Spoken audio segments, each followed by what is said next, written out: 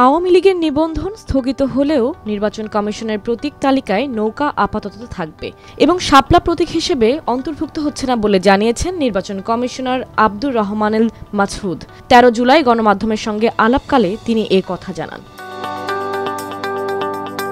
নির্বাচন কমিশনার বলেন, আওয়ামী লীগের নিবন্ধন স্থগিত ও রাজনৈতিক কর্মকাণ্ড নিষিদ্ধ হলেও নির্বাচনী প্রতীকের তফসিলে নৌকা প্রতীক আপাতত থাকবে। কারণ প্রত্যেকটা রাজনৈতিক দলের জন্যই আমরা একটা প্রতীক বরাদ্দ দিয়ে থাকি। এই প্রতীকগুলো ইসির সংরক্ষিত। এখন কোনো দলকে নিয়ে চূড়ান্ত সিদ্ধান্ত না হলে প্রতীক বাদ দেওয়ার সুযোগ নেই।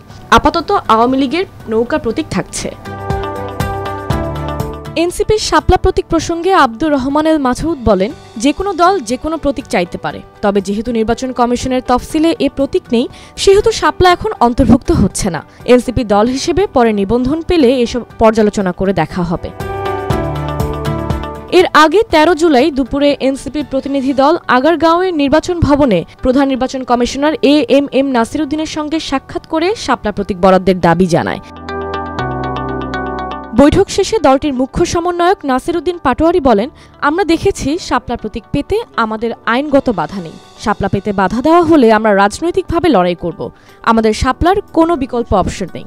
আমাদের শাপলার কোনো বিকল্প অপশন নাই, কারণ লিগ্যাল ওয়েতে আমরা দেখেছি আইনগতভাবে শাপলা পেতে আমাদের কোনো বাধা নেই। যদি বাধা দেওয়া হয় সেটা আমরা রাজনৈতিকভাবে লড়াই করব।